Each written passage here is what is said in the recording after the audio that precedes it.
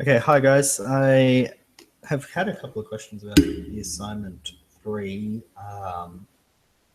specifically the first task, um, step 3 in the main function. So I just want to quickly go through that. So to start off with, I just want to review some of the stuff we've already done so that it makes a little bit more sense. So earlier on, we looked at dynamically allocating memory, meaning that if we have, let's say, the user deciding on the value of an array at runtime, we can make an array of n size. So, for example, let's say I wanted to create an array of ints of length n. Okay.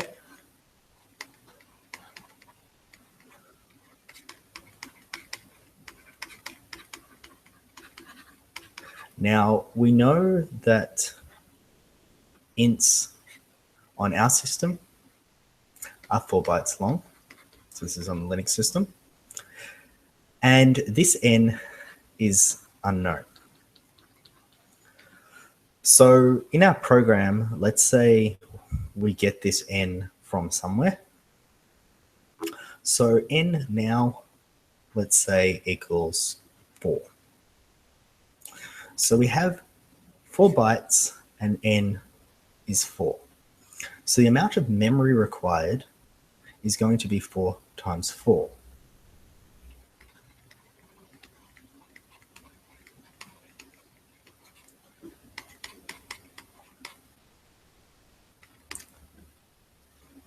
Which is 16 bytes. So we can represent that as being in a block of memory.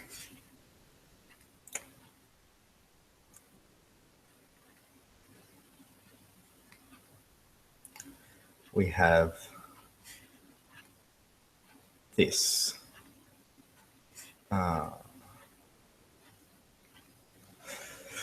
So this is what we want. We want a block of 4 bytes. Now, because n is unknown, we don't want to use int, let's say, array 4. Rather, we want to dynamically allocate it using memory allocation. So to do that, we would use a pointer. Let's call it array equals typecasting malloc. And then we need a value in here, which would be 16 bytes. However, generally, because n is unknown, we would use our n variable or macro, and we would times this by the size of int. Now, the reason that we don't write the 4 is purely so that if we do chuck this on another system, this would change to the correct size. So now we have an array of 4 by 4, but we also have this pointer. So this pointer could be anywhere. It's an int star, so it holds an address, and addresses are going to be 4 bytes. So this first one is our array, and all of these are our n times size of int. So this one is pointing to the start of this. Now we can represent this using a memory diagram.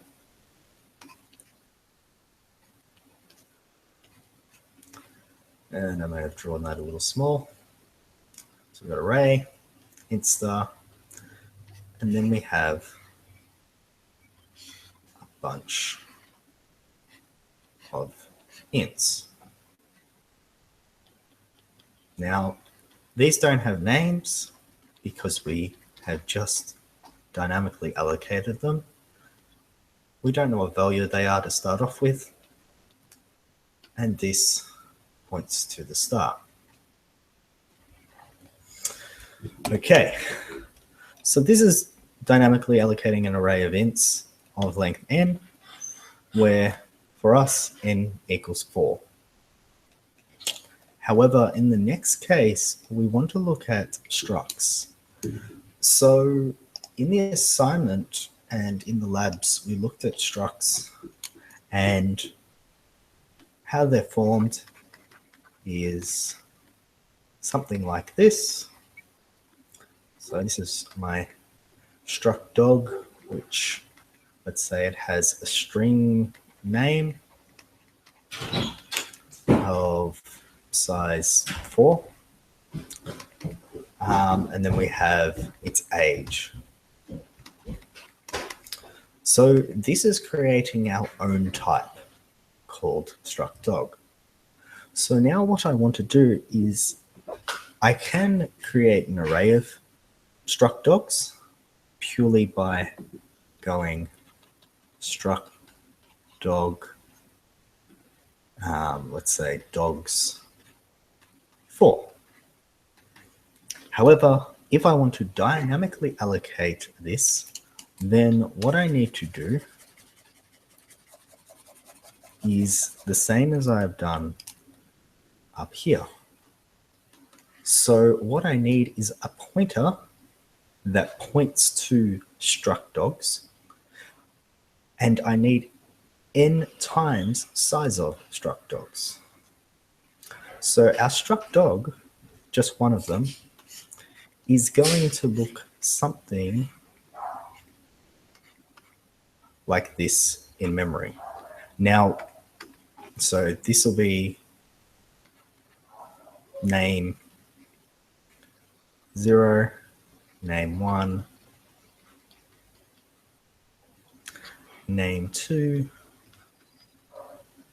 and name 3. And this will be age. Okay, so altogether, if we add these up, we get 8 bytes. So this struct dog type is 8 bytes. However, please be aware, if you use size of, you may find that what you think the struct should be is not. So it may be slightly larger, and this is due to what is called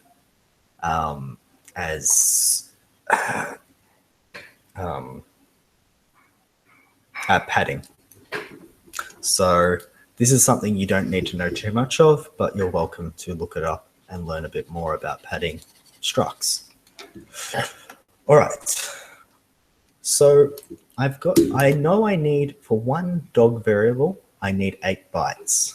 And now I want n struct dog variables. So n struct dogs is going to be an array, and it is going to be dynamically allocated. It is an array because there's n of them, and it's dynamically allocated because we want to create it at runtime. So to do so, basically, we need a pointer. So struct dog star. We need the name of the pointer. So I'm going to call my pointer dogs. Then we can typecast this struct dog like we would with any other variable. So we've got our typecast. We use malloc. Then I might move over a little bit. No, it's not much room. Just to make it clearer, I might just make this a little smaller.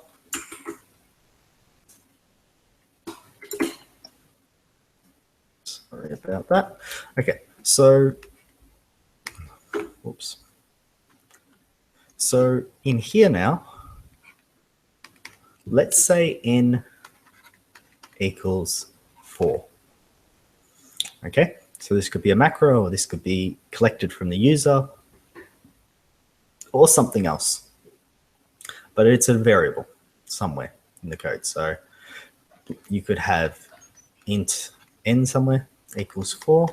You could have hash define up the top n4, or you could have a scanf or something like that. In the assignment, the n is known, so the n is 12. And maybe you want to use a macro for that. Or you can just use the value 12. So let's say, I can't remember what number, let's say I wanted 4 dogs.